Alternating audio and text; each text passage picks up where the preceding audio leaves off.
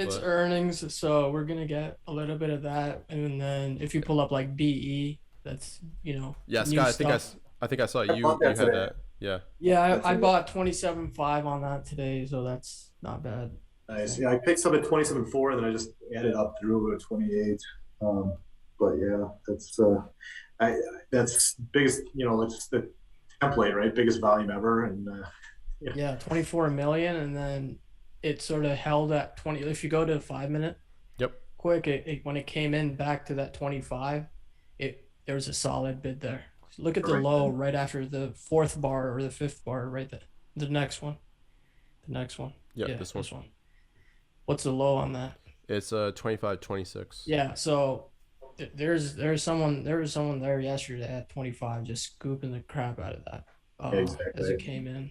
How So close to 25 would you want to be buying this? Like how far do you wait for it to pull in, Ray, to start as I go accumulating? 40 and down, I start buying stock, and then my final ad is as it turns back up above my first buy, because that's confirming, right? That's just something from Minervini. He always says you want to buy on the way up and not, as it's coming down. You could start buying as it's coming down, but your biggest buy should be when it sort of starts confirming to the upside. So How many buys do you usually like to do, Ray? for me, like I sort of look at it in a single session. Like if I could build out a full position in a single session, I sort of don't like try to look at it as I'm doing 5, 6 buys. Yeah, But okay, exactly. if I could build out like a full position in a single session, I'd treat it as I did well. So What are you guys all in right now? What are you in, Ray?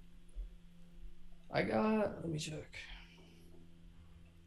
Did you sell So anything today? Yeah. AHR, LC, app, BE was today.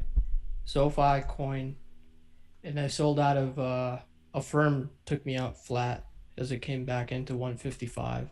Yeah, what a bastard of a stock. Yeah, I that made one. I made 5 points on it, but yeah, that was really disappointing today. And then now it's probably gonna Scott will probably be happy because it'll probably gap up tomorrow. But I'm gonna watch it in the morning and see if it pulls into 150 and 148 how it acts. But yeah. I let LC go today. I don't know. I'm real spooked about earnings away some of these names. So Yeah, I the probably way, the should have way held it, but the way I'm viewing LC is like I got in it from the last earnings gap, and I kind of traded that, and I had I traded that all the way up to 32, and then I had work commitments, so I sold it all, and I rebought half that original position. Um, That I made Statist- like 28. statistically speaking, this is the first gap in its run.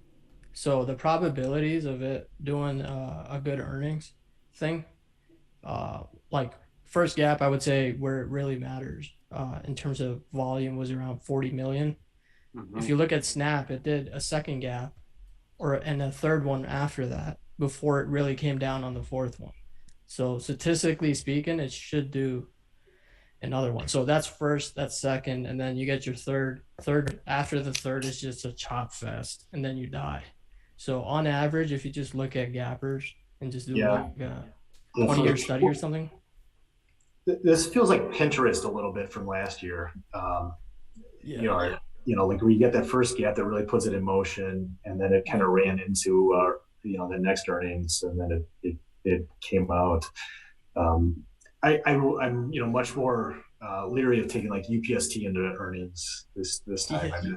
I mean, I won't do it. I mean, it's already had three. It ran 100% after the last three earnings reports, didn't it? Yeah, At pretty least. much. So earn it. Yeah, that's a second gap, right? And it's run. That's the first earnings, the second earnings. So You I know, sort of have like a similar thought process. LC right now. LC. and on been on like the earnings gap that it had in May and UPST. It was like what I call a hidden pivot, where you have a ton of volume, but the market was so bad at that point, it kind of got stuffed for a day. The next day, the McClellan was definitely below 130, and UPST just Dude, kind of I held. saw you buying that. Like, if you go Yeah, to I know. I yeah, was I like, saw what the you hell are you buying doing? that there. I was like, oh my god, I can't do that. He's gonna get killed. No, but that was one of my most profitable trades. I could never do that unless I learn it from you. But I was looking at you said you bought it. I was like, oh my god, I can't. I just can't do it. I guess the way I saw it is the market is either just going to sell off here, Yeah. or and I just didn't see it happening, or everyone is just on the wrong side of the the boat, and everyone's on one side. Like I'm gonna. Well, seemed like a good place. I really like how you use the McLennan. I think that's very unique in how you like approach the market cycle. It's awesome. But right, the last couple of days, it's been harder. I'm like, I don't know. I got stocks, DCON chopping up, APP chopping up, and like they're not what I call great setups, but I don't want to necessarily sell them. I did sell off APPS today. I sold Affirm, but I bought that back. What else? I sold DLCN. I'm holding UPST, Affirm, LC, AMBA, BE, and App. And I think I trimmed App a little bit too. Check out, I don't know if you've seen, there's a new PERI. It gapped up on big volume today. So about not the biggest, but still I think sort of matters with the way it acted. The bottom side is 25 area, which I feel this is how its stocks start to mature. Is PERI? Perry, yeah. PERI. Oh wow, yeah. I'm sort of watching like how that acts over the next few days, especially if the market comes in and it starts really holding. That could be one that, similar to BE. It could 1,679% volume. Yeah, shit. A lot of volume.